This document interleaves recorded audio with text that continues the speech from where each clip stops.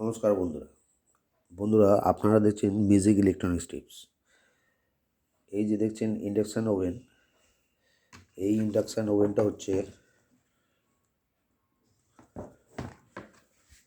Prestige company.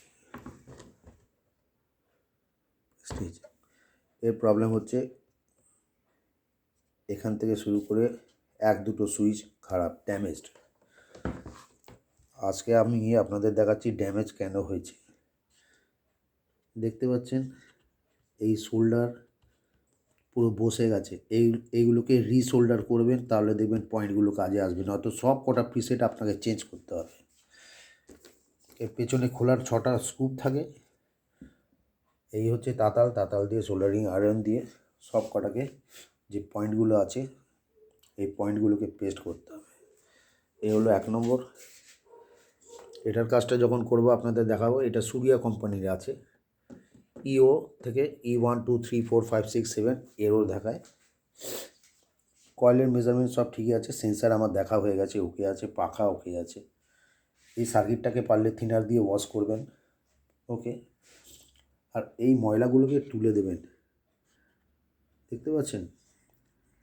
আর এই যে পয়েন্টগুলো দেখছেন এইগুলো আয়রন নেবেন, আয়রন দিয়ে ভালো করে সব কটা পয়েন্ট দেখুন, এই দেখুন কালচে হয়ে যাচ্ছে, গ্রিন হয়ে যাচ্ছে।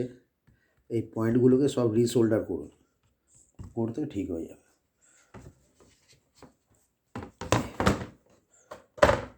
এটা যদি ফ্রন্ট হয় তাহলে ব্যাকটাকে দেখুন এমনি করে ব্যাক করবেন, করে দেখবেন এখানে পাখার এই যে জালিটা আছে দেখছেন কত নোংরা, পুরো এখানে নোংরা হয়ে যায়, যার জন্য পাখাটাও ড্যামেজ হয়। এই পাখাটাকে খুলে ভালো করে এই নোংরাগুলোকে পরিষ্কার করবেন। আর দেখুন 1 নম্বর, 2 নম্বর, 3 নম্বর, 4 নম্বর, 5 নম্বর, 6 নম্বর, এই 6টা স্ক্রু খুললেই এই ব্যাক কভার খুলে যাবে। একটা জিনিস বন্ধুরা আপনাদের শিখিয়ে দিচ্ছি, ভালো করে মনোযোগ দিয়ে দেখুন। এই কভার আউট করবেন যখন, দেখবেন এখানে একটা জ্যাক আছে। এই জ্যাকটাকে এমনি করে টানবেন, দেখবেন খুলে বেরিয়ে যাবে আপনার হাতে। ঠিক হালকা করে এখানে ধরবেন,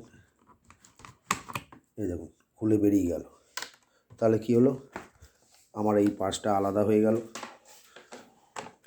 আমি এখানে রেখে দিলাম। এবার হলো বাদ বাকি এইটা। এটাকে কি করব, আমি এটাকে এখন ওয়াশ করব আর শোল্ডার গরম করে দিয়ে আমার পুরো পার্ট আলাদা হয়ে গেল, কাজ করতেও সুবিধা। আমি করে এটাকে রিকাজ করিয়ে দেবো। অবশ্যই এগুলো থিনার দিয়ে ভালো করে পরিষ্কার করতে হবে, পরিষ্কার করলে অল ওকে।